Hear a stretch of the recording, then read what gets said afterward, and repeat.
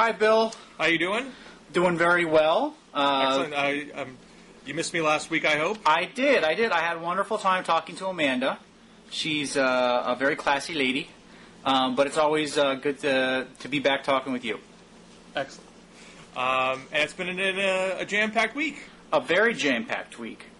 This is definitely has the first real feel of the general election season to it. Like Atrios, I have been ready for this primary season to be over for so long, and I'm so happy to be in this new gear where we don't have to pretend that Hillary Clinton has a chance. Well, on our side, the excitement is, I think many bloggers really wanted to go at McCain and kind of felt like... no one was stopping you from going at McCain before. Well, people did, but it just sort of felt like spinning wheels because obviously the media spotlight just wasn't there. No, yeah, the Hillary just took all the oxygen out of the coverage, so it didn't allow for more anti-McCain posts. So you guys were free to do so. It's just you'd go over to Daily Coast and it'd be all Clinton bashing all the time. But our concern is really excited to see Obama and McCain really mano a mano now.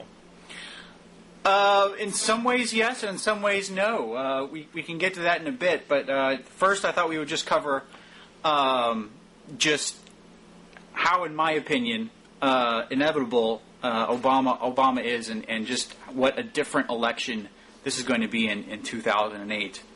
I know you're going to poo-poo this number because we talked about it through email already, but there are some insider Democrats that are saying Obama could raise $100 million in June alone. I only poo-poo it because we don't know who this person is. It's clearly not something that the Obama campaign would put it on their own. They would never want to set the bar that high. No. There's a guy, Wade Randlett, who has raised more than $200,000 for Obama. Oh, so he was a guy that I thought it was just someone named person. No, I don't know who Wade Randlett is, but according to The Hill, he's a Democrat who's raised more than $200,000 for Obama. It still certainly isn't, I think, something the Obama campaign would want to put out there or set the bar that high. I don't think this guy has any inside information to really expect that he's actually going to hit that number. As I'm sure Obama would say, he doesn't work for a campaign. He's not even tangentially related to it. But we can get to that later. So anyways, there are people in Democratic circles and in the Hill floating a number of $100 million to be raised in June. There's a person. Right. Which I find completely reasonable. I mean, would you at least grant that it's definitely within the realm of possibility? I would really be shocked if he hit that number in a month. But that would be insane. That would be huge. I mean, it would be. I mean, it's not like if he gets $50 million in June, everyone's going to be all disappointed. I mean, come on. Right. Well, let's go through Wade's reasoning here for a second here. He tells The Hill, first, there are the people who have not maxed out to Obama yet, citing donors who may have given a total of $500 in small chunks. Then there are the Hillary folks. That's a second very large bucket. The third large bucket are people who thought, I'm not sure he's going to win, and put small bets on either candidate.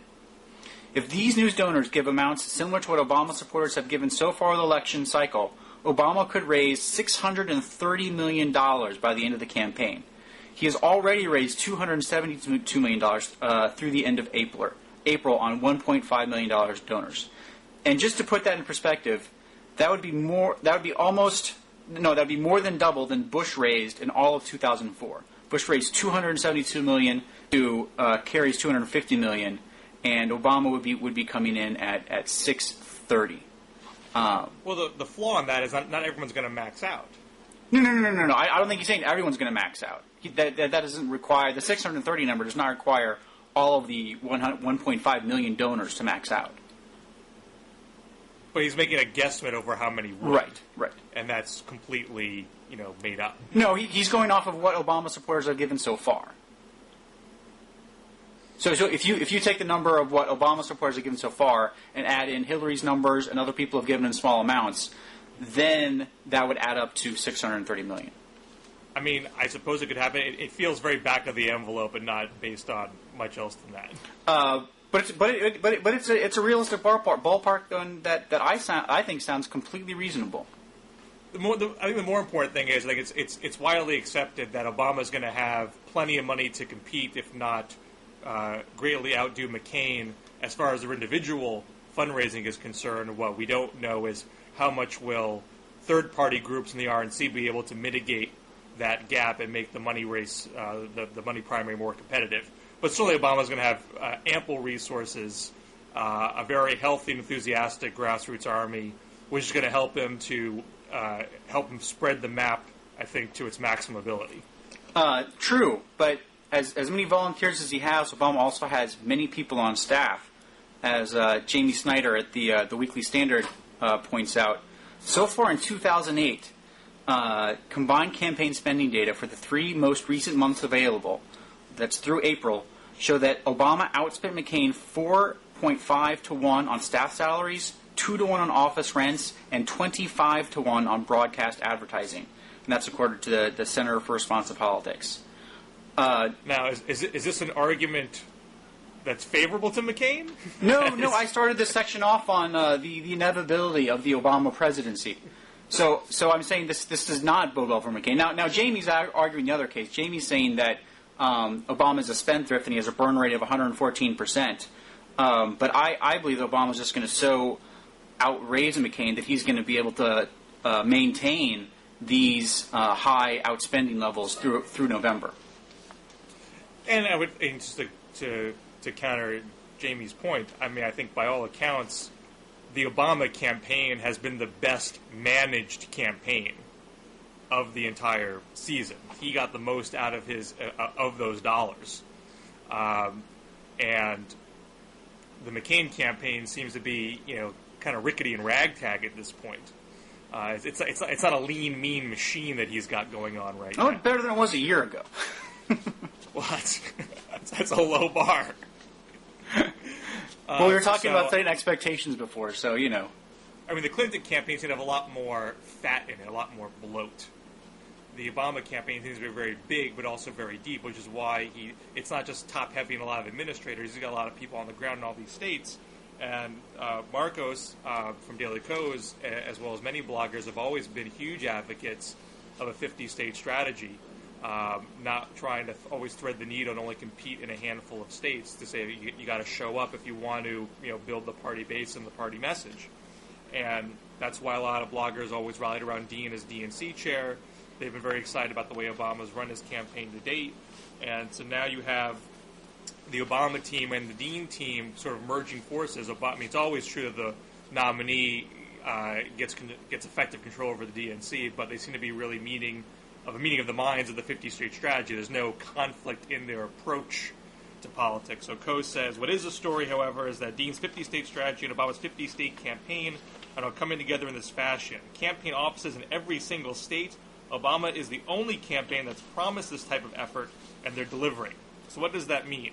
It doesn't mean Obama will win 50 states, obviously, but it does mean a commitment to 1, an expanded presidential battleground, 2, long-term party building, and 3, attention to the down-ballot races that it will ultimately decide whether the Obama agenda will see the light of day. So that's what seems to be a big deal here. A lot of times the presidential campaign seems to be very narrowly focused on, let's make sure my guy wins. Obama seems to be thinking from a party perspective, from a mandate perspective, and putting in some on-the-ground investment to making sure he has long coattails, so if he does win, he can really get things done. Yeah, the only part of that I really throw water on is that it is such a new thing. It's such a marrying of the Dean strategy. The Dean strategy received so much criticism because Dean wasn't raising enough money at the DNC so that he was realistically competing in all 50 states. And the DNC is still not raising nearly as much as the RNC is. The difference between when Dean has a 50-state strategy and when Obama has a 50-state strategy is Obama's got the checkbook to make it a reality. And, that's the part where I don't know how long of a legacy this 50-state strategy really is how many more Democratic presidential candidates down the road are going to be able to write the checks that Obama is able to write. Well, I think what Dean was able to do right away was at least start channeling resources into all 50 states and get staff on the ground there, which was a long-term strategy. It was not a short-term strategy, which made the Chuck Schumers and the Rahm Emanuels of the world, go ballistic. But as it turned out, getting some of that staff on the ground, being present in these states, I think did at least have an indirect help in spreading the map in 2006 and getting a lot of races competitive that wouldn't otherwise have been. I think the fundraising gap between DNC and RNC this year is because there's been so much money going to the Obama and Clinton campaigns, and the DNC couldn't possibly catch up. There was some sort of relative cannibalism there, but because the Obama campaign is steering those resources into a lot of on-the-ground stuff, it's stuff that the DNC would have been doing anyway. So it's not hurting the party in that respect. So I still think when you bring it all together, it's still a healthy situation for the Democrats right now. Yeah, no, I think it is. I don't know if it's quite as healthy as some people think.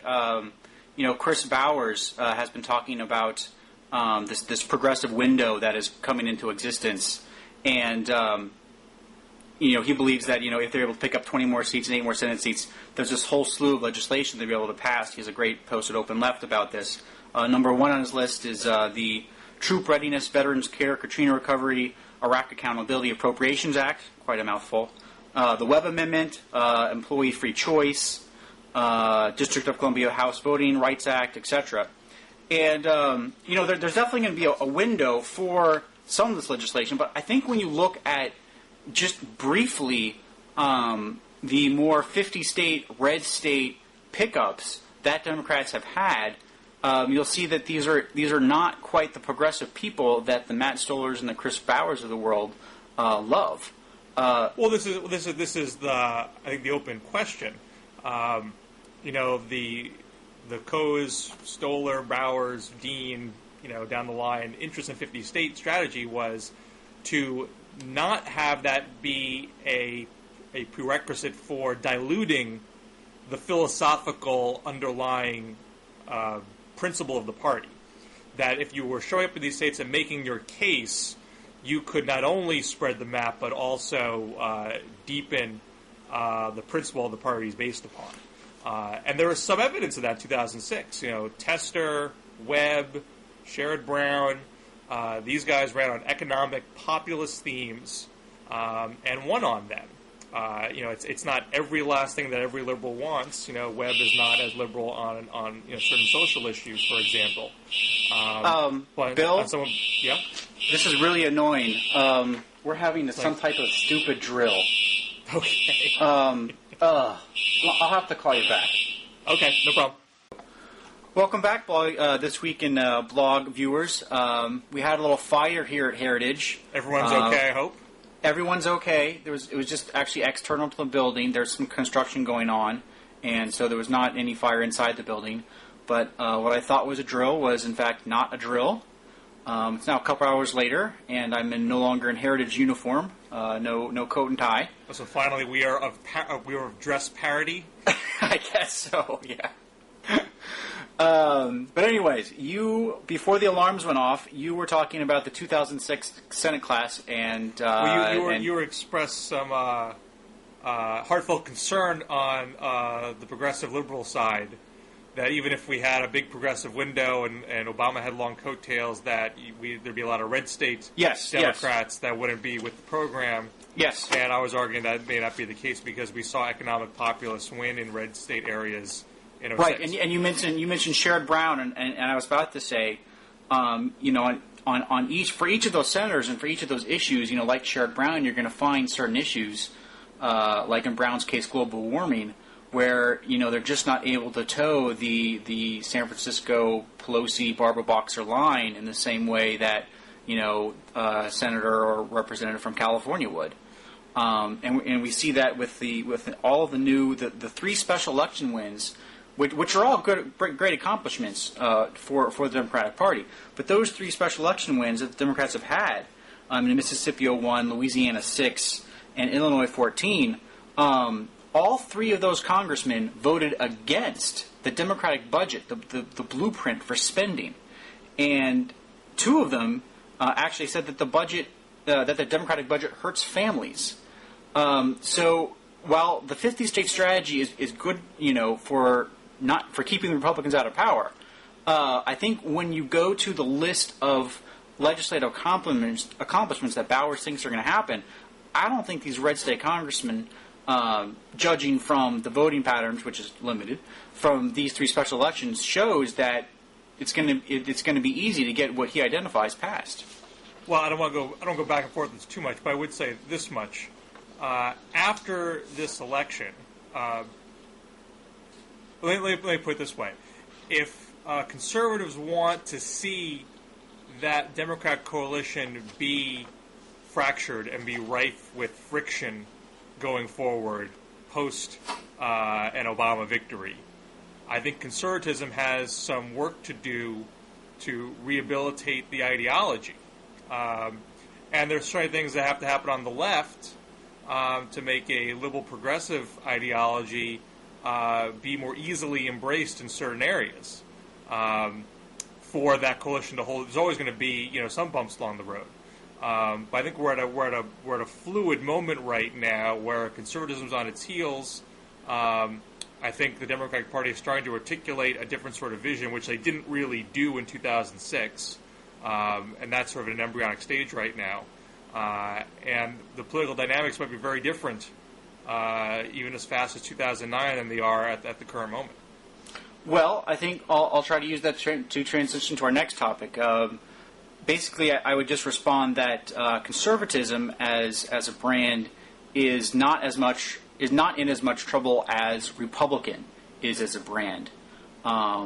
There's been an NPR poll out recently that gives a bunch of ideas, just boilerplate, and the policy prescriptions that Republicans are putting out there do a lot better when, like 10 points better, when they're not associated with the name Republican than just by themselves.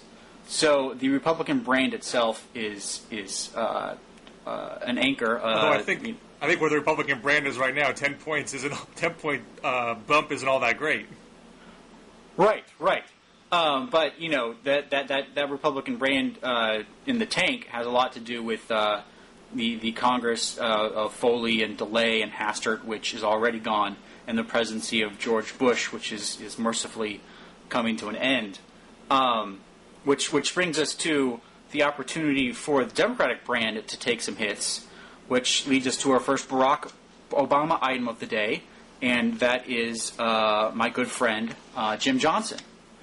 Now, have you seen the video of Barack Obama's press conference when he was trying to defend Jim Johnson? I have. I've watched it about 20 times. I'm a big fan.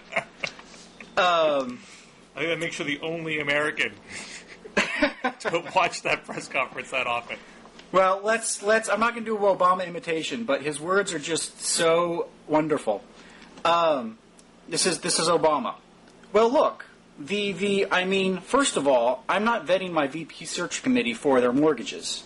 It becomes sort of, this is a game that can be played. Everybody who is tangentially related to our campaign, I think, is going to have a whole host of relationships. I would have to hire the vetter to vet the vetters. At some point, we just ask people to do their assignments. Jim Johnson has a very discreet task, as does Eric Holder, and that is simply to gather up information about potential vice presidential candidates. They are performing that job well. It's a volunteer position, an unpaid position, and they're giving me information, and I will then exercise judgment in terms of who I want to select as a vice presidential candidate. So these aren't folks who are even working for me. They're not people who I've assigned a job in a future administration, and ultimately my assumption is that this is a discrete task that they're performing for me over the next 2 months. If I close my eyes, it's like Barack Obama himself is in my ear. It's that as eloquent as we see him in set pieces, when he is facing tough questioning in front of a hostile press, he looks like a cornered 12-year-old who's his hand caught in the cookie jar. Well, I'll quote John Cole from Balloon Juice on this. Go ahead. If prior to reading this post you had no clue who Jim Johnson was, don't worry, you are not alone. In fact, if you polled the country, about half of them would ask if you were talking about the former Cowboys coach. The other half would have no clue. Who is Jimmy Johnson? I don't know if they didn't know who Jim Johnson. Jimmy Johnson, they'd all say the Cowboy. Well, everyone knows that John Cole is a latte-sipping liberal elitist who doesn't know sports. Exactly. Probably goes to Lambert Field. And John Kerry won Wisconsin anyway. Which is to say, this is a story about nothing. The cable news channels might talk about it for a minute or two, and I'm sure someone in the GOP will gloat over this before strapping on a wetsuit tonight. But this is really no big deal, although probably a sign of what is to come in the next few months. It'll be hard to keep up with all of it. So, I don't disagree with you that Obama's arguments in his press conference didn't really hold up. And that's one way to put it. And I'm purely speculating here. I think on some level, I think him and his whole team knew that. I don't think Obama was winging it. I think they just tried. I think they thought to engage it on some serious level would require a lot more depth and nuance that they thought would only give the story more oxygen. So they tried to literally brush it off with a brief, if not tight, argument, and that didn't seem to work. Actually, so either Jim Johnson himself or someone on the Obama team said, "Let's just end this." And I think by the time this blogging gets posted, I don't think anyone's really going to care. It hasn't seemed to have gotten any legs after the resignation. Well, I have two responses. One, it's just another example of Obama's judgment being poor when it comes to selecting people to associate his campaign with. Not work for, of course, because these people are only tangentially related to Obama's campaign, even though in Obama's own words, as John Dickerson and Slate point out, this was the most important decision of his campaign. No. The most important decision of his campaign was the actual vice president's selection, not the decision who to vet the vice president. Right. But he put this guy in charge of advising him on the most important decision of his campaign. So it wasn't like a minor task. It wasn't something you hand off to an intern, in other words. But the larger point is this shows just how, next to impossible it is for Obama to maintain this Candyland, pure, no lobbyists, no one tied in with any special dealings administration. But hold on 1 second there. This issue, the Jim Johnson issue, has absolutely nothing to do with lobbyists. It has zero to do with lobbyists. Right. No, you're right. And that's just the point, is that the Obama line that somehow everyone in Washington who hasn't filed a paper that registers you officially as a lobbyist is holy, and everyone who has filed an official paper as a lobbyist is unholy, is completely arbitrary and stupid. That's not what I mean. The lobbying line that that Obama launched this with. Yeah. The goal of that is to try to have some separation between. Essentially, lobbying culture has so been intertwined with the operation of government that there needs to be some separation between the two again. Obama has never said that all lobbyists go into the fire pit.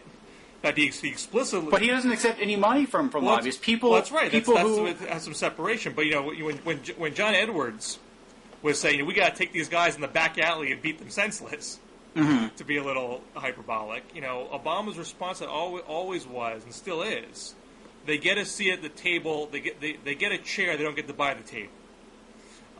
So he's always been saying, look, they have a role to play here. It's just not to be overly dominant of everything. And to that end, he's not taking direct money from lobbyists, money from people whose job it is to lobby him, federally registered lobbyists, and that he was not going to have lobbyists actually working directly in the White House and have like a straight pipeline into decision making. That's not the same as saying every single lobbyist is a bad person. And again, Jim Johnson's not a lobbyist. This is not about lobbying. This is everything about mortgages. Right. See, that's my point, is that the lobbyist, non-lobbyist distinction is completely arbitrary and silly.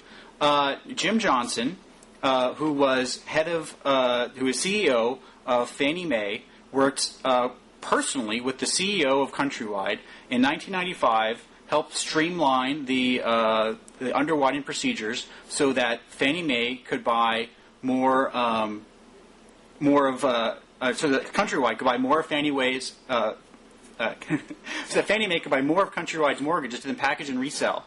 Then later, while Jim Johnson was still in control of Fannie Mae lobbied Congress to allow them to sell to be able to buy subprime mortgages. Then later, when Jim Johnson was a consultant, not a lobbyist, a consultant to Fannie Mae, they were able to lobby HUD to get them to buy even more of these subprime mortgages, so that let me have the figures here. In 2003, Fannie Mae bought $81 billion in subprime securities. In 2004, they bought $175 billion, 44% of the subprime market. So, you have liberals and progressives going around and saying that this subprime mortgage mess is a fault of the free market, and yet you have a government-sponsored agency buying 44% of these mortgages. What's so great about the Jim Johnson story is it just exposes this whole network of powerful big government people like Jim Johnson, who aren't lobbyists registered per se, but are part of this complex that makes millions of dollars. Jim Johnson got $21 million in his last year as CEO of Fannie Mae to make money off of the American people. And Jim Johnson, as you pointed out, is still a Democrat in good standing with most other Democrats, just not clean enough to be in the Obama administration. Washington establishment Democrats, right? Everything you laid out there, I don't think any liberal or progressive approves of Jim Johnson's role in the housing crisis. But you yet to make a connection between that and what Obama would do on housing policy. And I've said this before. I reject all guilt by association attacks. I reject them regardless of who they are. I think they're silly. Because if someone does a bad thing somewhere, doesn't mean that the candidate is going to do that bad thing. Conflict of interest is something else. If this person is shaping housing policy and has any chance of actually being in an Obama administration, then you do have something there. But that's not. But again, to make that case, I think was a lot more energy and effort than the Obama team wanted to bother making, which is why they probably just said, let's just forget this whole thing. But the fact that I think conservatives aren't able to make the connection between how this is relevant to a voter is one of the reasons why this is not going to, why I think people are probably already bored with our conversation and have moved on to something else to do with their day. Well, I would, again, have two responses. One, Jim Johnson as a particular case may not be relevant. However, it shows the problem Obama is going to have in forming a large administration where you need lots of people to hire in order to do jobs that are going to have conflict of interests deal with agencies. That's potentially true. I think Chuck Todd at MSNBC has made that point several times. And the question is, how big a pool of experienced people do you have in Democratic, liberal, progressive circles that you could use to staff an administration with after you eliminate those who are federally registered lobbyists? And I haven't done the head count to know how true that is, but nevertheless, I do think it's still a necessary step to take to have some separation between lobbying culture and the operation of government.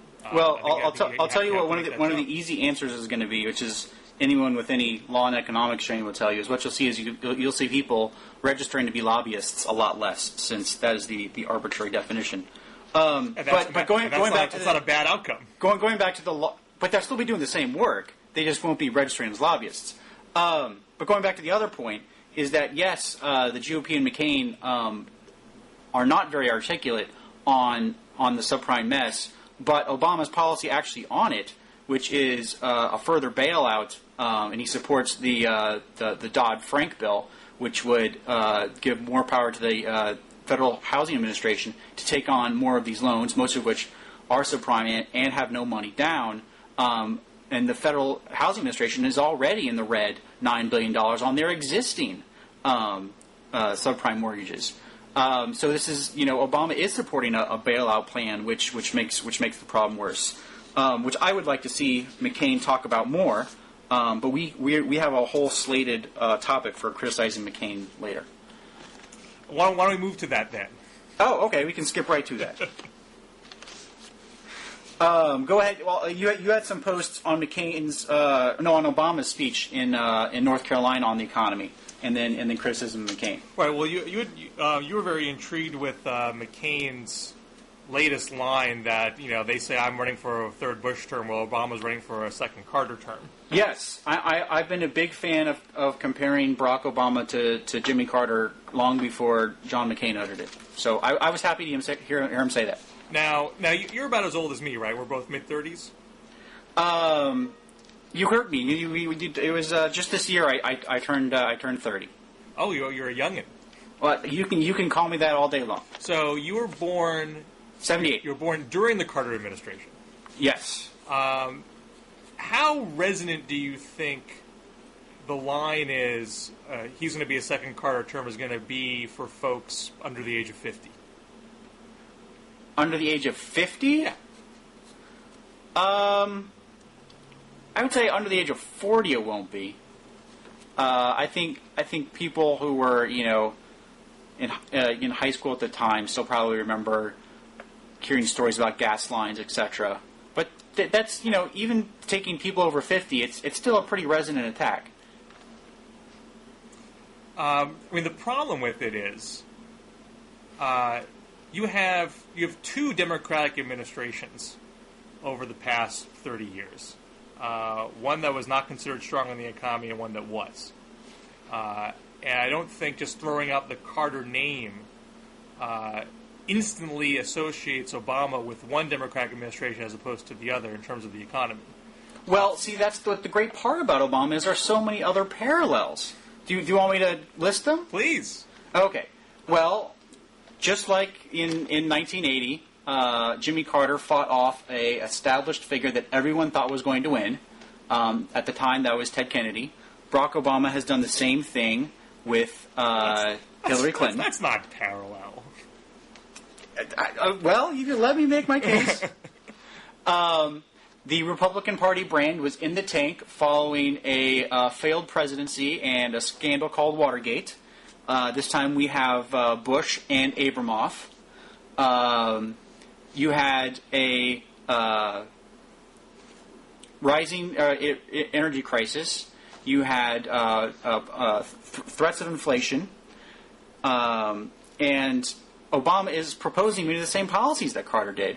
Obama is a big fan of the windfall profits tax. The last time we had a windfall oil profits tax was under Carter. And it did not raise lower gas prices. It raised them, and it decreased domestic oil production, and it raised the price of gas. You're aware the current energy crisis today is under George Bush's administration, not a Democratic administration. That doesn't mean we should adopt the same policies that Jimmy Carter did in order to try to fix it. So it was the windfall profits tax that caused the energy crisis of the late 70s. I didn't say it caused it. It didn't help. It decreased U.S. There's a great Congressional Research Service study that shows that the Jimmy Carter's windfall oil profits tax raised gas prices and decreased U.S. domestic production and increased U.S. reliance on foreign oil, which is exactly what it will do today. There's so many. I don't even know where to start with all the differences here. First off, this hasn't gotten a lot of attention, but the windfall profits tax that just got filibustered in Congress. That's true, but Obama's still supporting it. Oh yeah, I know. But there are specifics of it that are not well reported. It is not a straight windfall profits tax.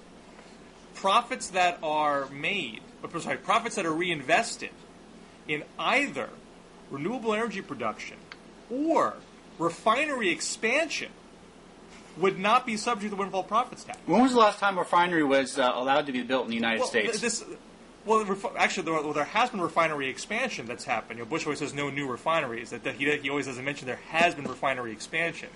And the bill is offering a tax policy to encourage more refinery expansion, which conservatives always say they want.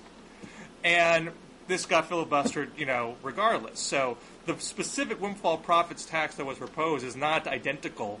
And I don't even know what happened in 1970, but I'm sure it's not identical. Well, the state of renewable energy in the country today is not remotely identical to what was going on in the late 70s. Things are much more well-developed, and there could be much more investment happening with them to make them commercially available and affordable and accessible that aren't happening. So the entirety of the package was not just that windfall profits tax, but also repealing subsidies to big oil that would get funneled into renewable energy and the like. So they're not comparable situations. The current energy crisis is wholly related to the lack of a serious energy policy from the conservative administration, no investment in renewable sources, no alternatives to predictably expensive oil. Everyone knew that world demand was going up and supply was getting tight, and nothing was done about it. There's not enough oil on our borders to make up for the tightness of supply. No matter Bush's own energy department says that ANWR has basically a bucket of oil in it, and that's it. And so everyone sat on their hands in the Republican Congress and administration. So the attempt to tie this to Carter, I think, is just laughable on its face. Well, on the last ANWR point, Chuck Schumer made a great speech on the floor of the Senate when talking about how we need to release more oil from the Strategic Petroleum Reserve, and how Chuck Schumer knew that would reduce the price of gas by 50 cents. Well, it just so happens that it would reduce the price of crude oil. Well, a barrel of crude oil by 50 cents by 2025. Now, the price of a barrel of crude oil has jumped over $100 in the past 8 years. So this is literally a drop in the bucket. No, it was the same amount that was released from ANWR. These are Chuck Schumer's numbers. That would release from the Strategic Petroleum Reserve. It's the same amount that would be coming from ANWR today. And we would have that online today if Bill Clinton didn't veto drilling in ANWR in 1995. But more importantly, there's so many more billions besides just ANWR that haven't been developed.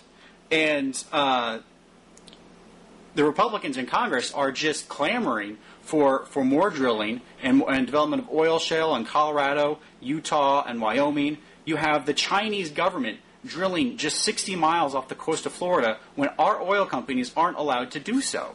Well, I'm sure the great push for more oil drilling is going to do wonders for Republicans in Colorado and Florida come November. Well, that's just the problem with McCain, is that McCain is against all this new oil drilling.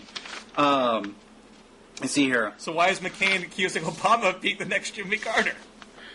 Oh, well, McCain's attack is much more narrow than the one that I would like to make, and the one that the one that conservatives would like to make.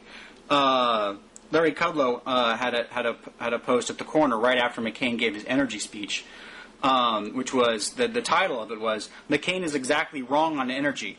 Larry Kudlow writes, John McCain delivered a nearly pluperfect supply-side tax cut plan yesterday, one that is worthy of conservative support and frankly a real eye-opener, showing just how good he can be. When asked about gas prices at the pump and whether they could go any lower, Senator McCain said he didn't think so because, quote, "you've got a finite supply, basically, and a cartel controlling it. This is exactly wrong. There is no finite supply. If there is, we are 100 years away from it. I don't know who put this thought into the senator's mind, but it's a bad thought in terms of energy and a bad thought in terms of politics for the campaign. This is a real turnaround issue for the Republicans and Mr. McCain. This is a real turnaround issue for the Republicans and McCain, but McCain's just not going there." And then later in the week, Amanda Carpenter at Town Hall asked McCain on a conference call if he would ever reconsider his opposition against drilling in ANWR, and he said he wouldn't. So this is another issue, just like global warming, where Republicans are hoping against hope that McCain will flip-flop on something else, this time their way, and adopt a more pro-drilling, let's lower these gas prices approach, as opposed to the pie-in-the-sky alternatives will save the day approach that he seems to be favoring. Well, these are the same messages that George Bush has been pushing. You know, he ran in 2000 on we need an energy policy in this country. So he and his fellow oil man Dick Cheney got elected. They've been pushing ANWR from the get-go. They've never gotten public support for it. It has always lost, even when Republicans controlled Congress. Never happened. There's never been public clamor for it. I can't. Well, that was before gas was $4 a gallon. You know, gas has been going up and up and up this whole time. Gallup's been polling, whether or not people are willing to drill for more oil for years, and for the first time in like a decade, 57% of Americans are willing to drill for oil in public lands in the United States. This Congress got elected on a pledge to repeal subsidies for big oil and invest them in renewable energy. And the polling for investment... You can't find, as Los Angeles Times editorial board said, you can't find an economist anywhere who says that will lower the price of gas at all. Well, it wouldn't. but it would make your energy cost over the long term be less because you'd have choices of what energy you get to consume. You don't have to consume much further out than upping domestic production in ANWR and coal and oil shale. But ANWR's not going to lower the price of gas either, and Bush's own energy department has said this. So it will definitely lower the price of gas. Not in the next 4 years, although it could because Bush's own energy department has said you open up ANWR, you lower the price of crude oil by 50 cents, barrel of crude 50 cents by 2025. Now you've gone from $30 a barrel at the beginning of the Bush administration to crude oil now $138. You knock that to $137.50. That amounts to absolutely nothing at the pump. Yes, but if you couple that with drilling of domestic oil shale and other offshore oil drilling, you will show the rest of the world that the United States is committed to developing their own resources, and the speculators who are all betting for higher prices will then start betting the other way, and you'll see a huge magnifying effect that will lower the price of oil. Well, to go back to Obama versus McCain on this in the economy in general, Obama beat McCain and Clinton on the gas tax holiday debate. It saved him in North Carolina, and it helped him battle back to a near-tie in Indiana. Well, I'm going to go ahead and agree with you there, and most conservatives do. Andrew Studiford at the corner had a post titled "Dumb and Dumber," and he had one quote from CNN. With gas prices reaching a national average of $4 a gallon, a record high, John McCain is planning to resurrect his call for a national gas tax holiday. And then the dumber part would be from Reuters. Democratic presidential Barack Obama said on Monday he would impose a windfall profits tax on oil companies as he sought political gain from Americans paying over high gasoline prices. So I'm going to go ahead and go siege your point there that McCain's gas tax holiday is also not a strong policy. But what Obama did in Indiana and since, there's two parts to his strategy here. One, he recognized that most people are fed up. People have been pandering on gas prices for decades now, and they keep going up and up and up. So there's a built-in skepticism that anything you say is going to lower gas prices, people are not quick to believe it. So he called out sort of an old politics thing. This is a gimmick. It's a pander. It's not going to work. But that doesn't always and people appreciate that long-term solutions are needed. And so when he talked about investing in renewable energy, that was also well received. That still leaves you vulnerable to what are you going to do for me right now? I'm getting jacked right now. At Campaign for America's Future, we put out that people are going to spend an average household is going to spend $2,300 more on gas this year than they did in 2001. That's real money. It hurts people in the pocketbook. So what are you going to do for me now? And so Obama says, look, I'm not going to pretend I'm going to lower gas prices, but I can do another economic stimulus, another middle-class tax cut that's going to help you absorb not just gas price costs, but also food costs, education costs, health costs, etc. The stimulus checks just came out. Congress essentially did this. Congress are sending out checks for $600, $1,200. That's all going into gas, which would be fine if that was the only thing that was going up. But of course, other things are going up. That's your classic anti-recessionary measure. When wages are flat and costs are going up, you help people out in the short term with that kind of rebate, and then you do some other things long term that are going to help resolve the situation over time. So that mix of proposals and messaging worked. And polling that has been done since Indiana, North Carolina, so who do you trust more on gas prices? Obama beats McCain by 20 points. So I don't see how these standard conservative talking points are going to turn this around at all. Well, first of all, in order to hit conservative talking points by using polls on Obama and McCain on gas prices, McCain would actually have to be using conservative talking points, which, as we already established, he's not. The gas tax holiday argument was rooted in sort of standard conservative tax cut rhetoric. No, it's not. It's a complete gimmick. It would do nothing to we agree on the policy. I'm saying the arguments you were using are they're not. They're not conservative arguments. They're the same ones Hillary Clinton used. The gas tax holiday. Hillary Clinton and John McCain both agreed on gas tax holidays, and the public saw through it. Yay, American public. that does not mean that the American people would not respond to an argument that we need to increase supply. I will link to that Gallup poll showing 50% of Americans supporting more drilling. A lot of polling on environmental stuff can be funky, I gotta say.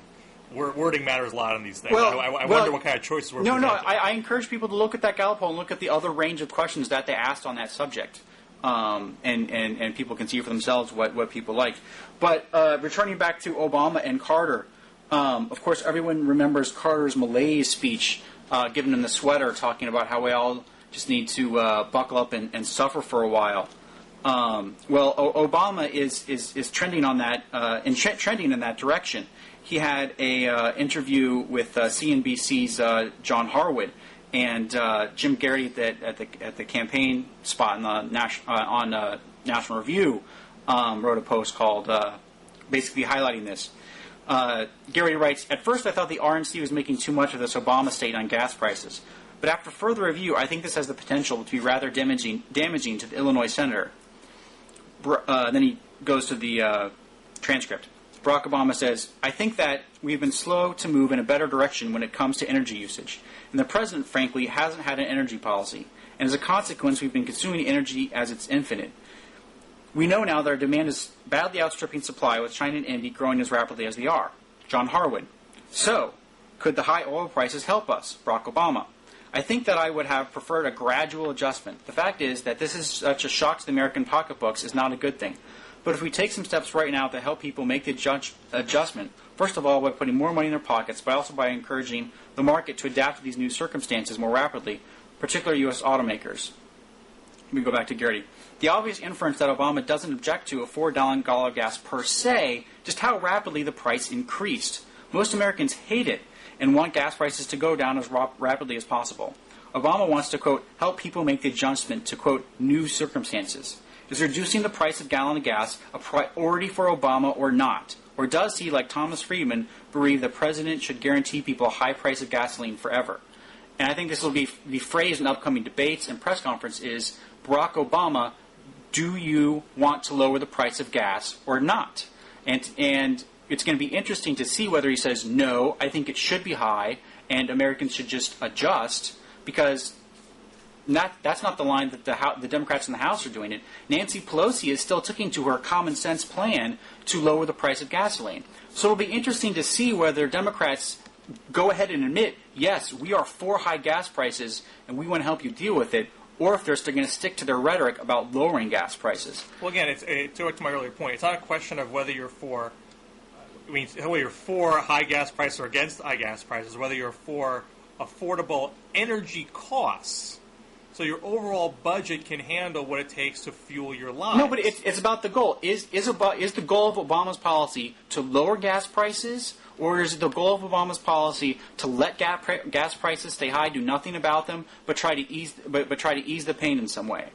And well, based on what you just read there, and what he said before about renewable energy, he has a plan to create alternative supply. He's increasing energy supply that's not oil, and increasing the ability for people to be efficient with their use of oil. So your overall energy budget is going to be much more sustainable than it is right now.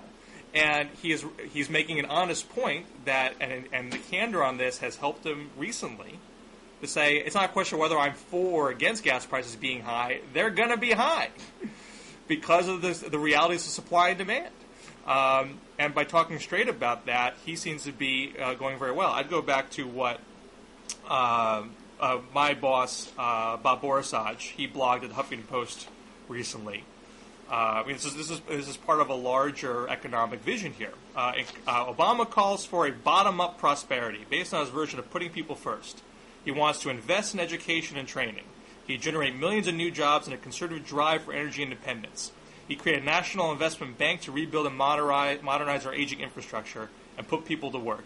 He'd help make college more affordable. He'll offer middle-class families, generously defined as making under $150,000 a year, a tax break, while raising taxes on the wealthy, shutting corporate tax loopholes, imposing an excessive profits tax on the oil and gas companies, and using money saved from ending the Iraq War to invest here at home. McCain scorns this as the old tax and spend policies that Americans can't afford. arguing that Senator Obama isn't running for Bush's third term. Seems to me he's running for Jimmy Carter's second. Great line, except the stagflation is already here. So, again, this is against the backdrop of a current failed conservative economic policy and energy policy.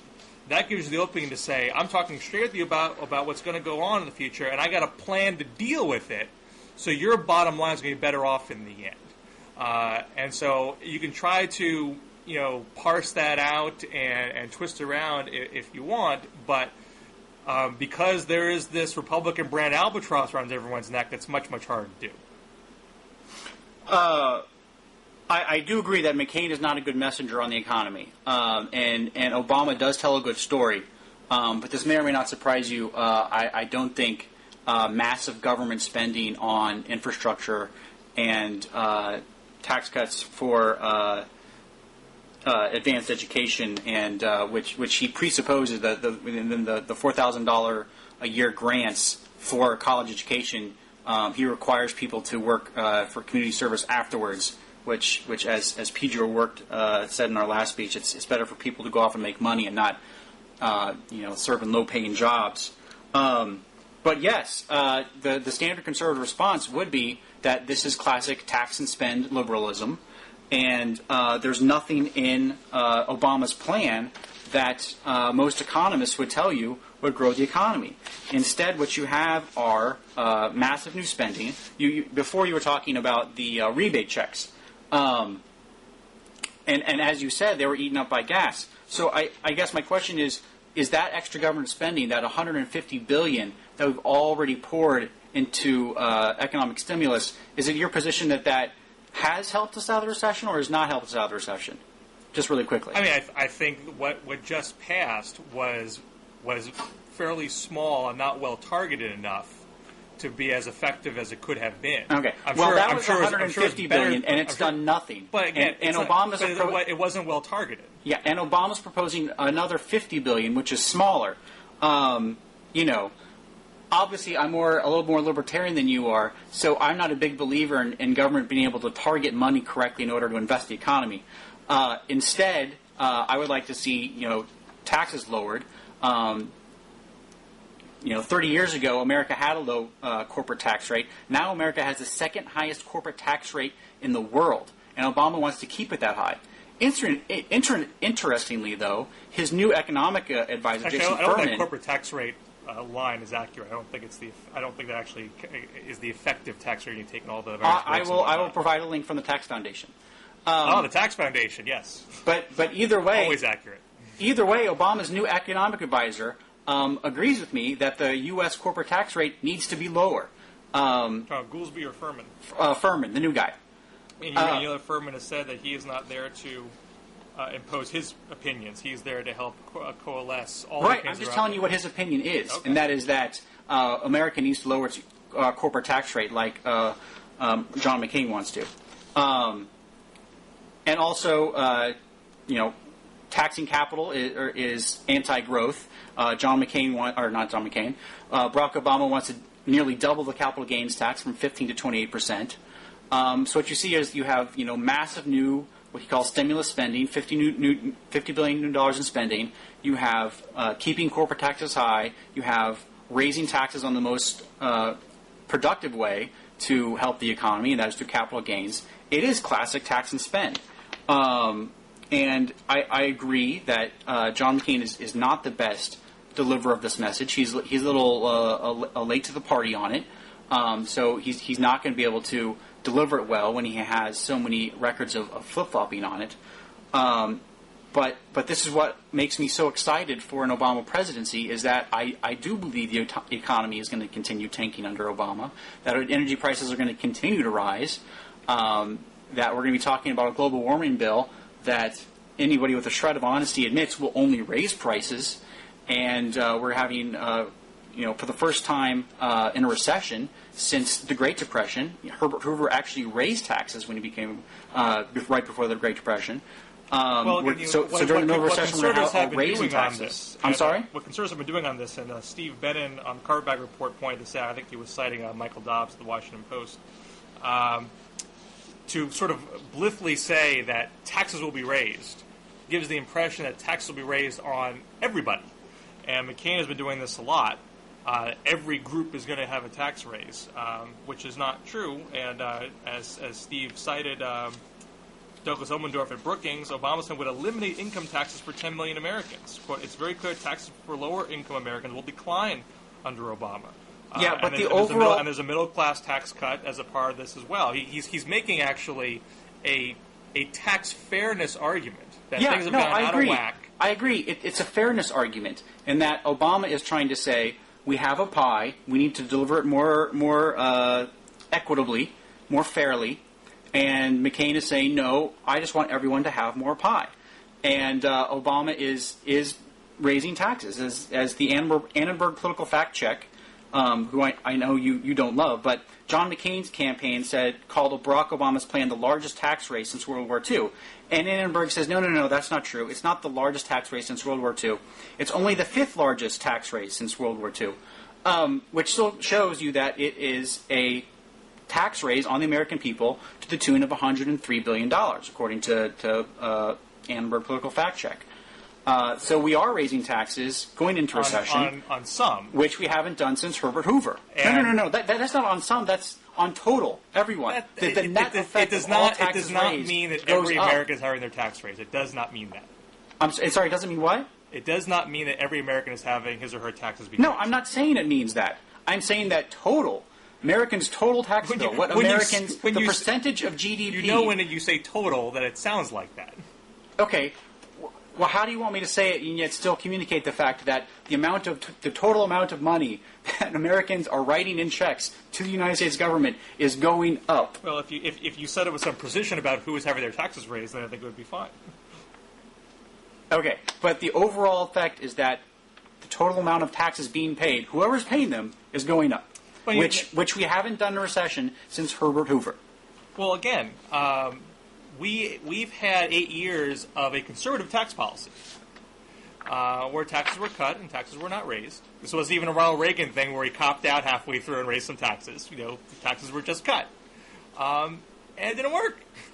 Economy's not good. So you're not having a situation where, yes, you don't crudely raise taxes during a recession. That's not a smart thing to do. If you're precise, but at the same time, we also have an economic problem where a lot of areas require investment. Things have been neglected. Infrastructure has been neglected. Energy has been neglected. Education has been neglected. So on and so forth. So how do you balance those two goals? Well, let's lower taxes on those in the middle class and lower income classes, because they need that money to meet their budgets right now. And those that don't need the extra money because they're fat and happy, we're having massive inequality during the Bush era. They can have their taxes raised without having any kind of detrimental recessionary impact. And if you don't think that's going to work, you could vote for John McCain and continue what George Bush done over the last 8 years. But the problem is that there has been evidence of conservative tax policy in everybody's face for the past 8 years, and it didn't work. So it's much harder to make the argument that there should be more of it. I'm going to go ahead and let you have the last word because we're running up against time here, and we still have to get to Iraq. Yes.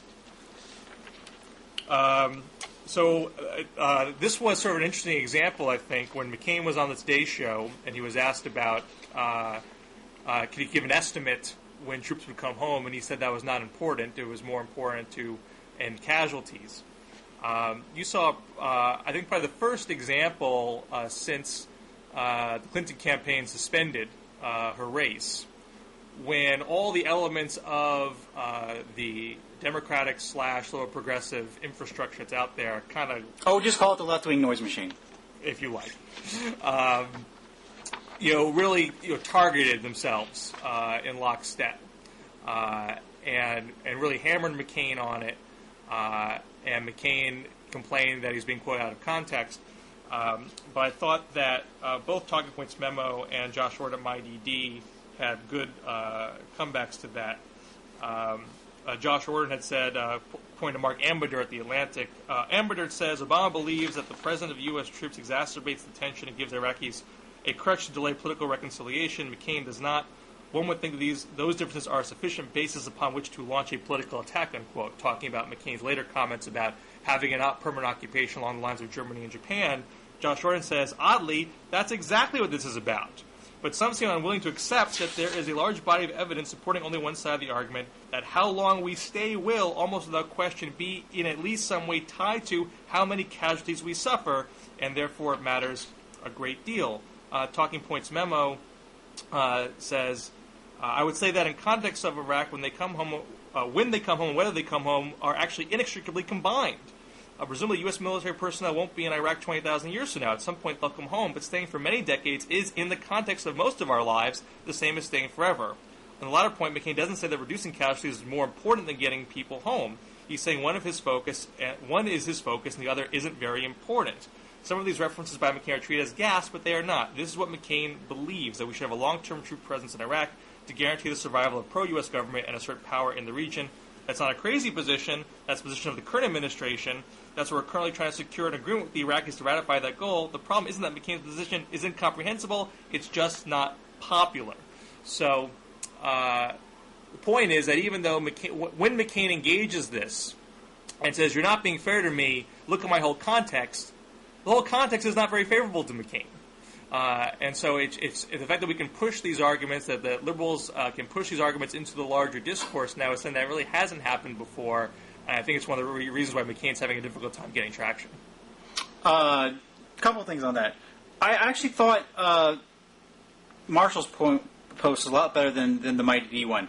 I do think when you look at, first of all, yes, it was definitely, as John Martin said, we're going to, in his post, he wrote, we're definitely going to find out how effective is the new Obama Dem message machine. As you saw John Kerry going on Oberman last night, they just went for it on all cylinders. But what you also saw is that, Mark Amberter was kind of ticked off by the way Obama portrayed it. So was the Annenberg Political Fact Check. So was Jake Tapper.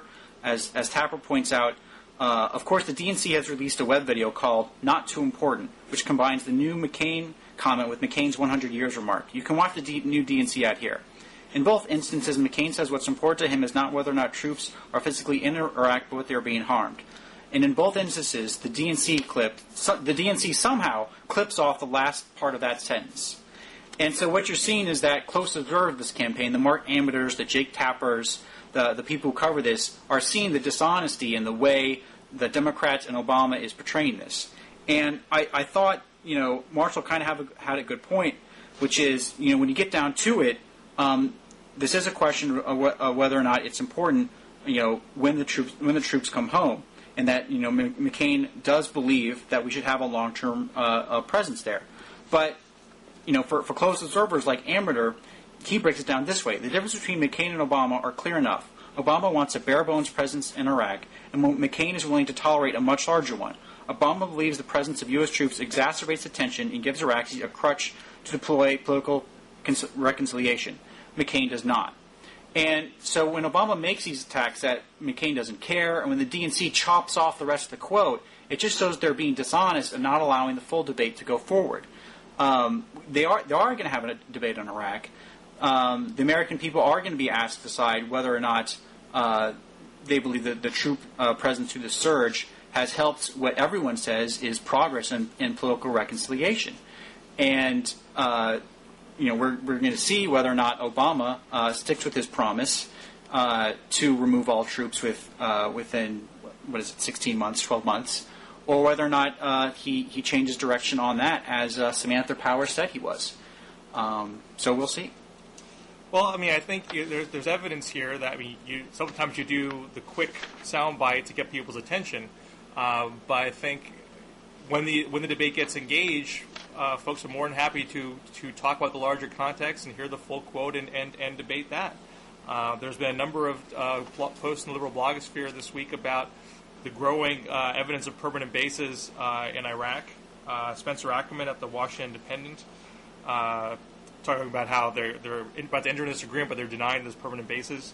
Quote, the up is downism is insane here. David Satterfield from the State Department tells the Post that a plan the Iraqis describe as taking 58 permanent bases is intended to, quote, see Iraqi sovereignty strengthened, not weakened. Not a single Iraqi who isn't Noor al-Maliki, dependent on the U.S. at this point for his power, accepts the deal. It isn't in our interest, it isn't in Iraq's interest, but it most certainly is in al-Qaeda's interest. Juan Cole quotes a Persian report, Fars News, about how the Iranian supreme leader, not going to do the job, met with al-Maliki, and the most important fundamental problem for Iraq at present is the presence of occupation forces. So it's an issue that is interfering with our relationship with Iran at this point.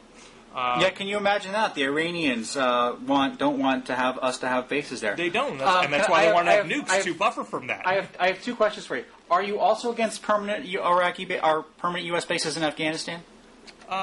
If the Afghani people do not want it, then I am. Oh, so if you're fine with permanent bases in Iraq and Afghanistan, whatever number of them there are, as long as the Iraqi and Afghanistan people are also okay with them? Generally speaking, yes. Okay, fair enough.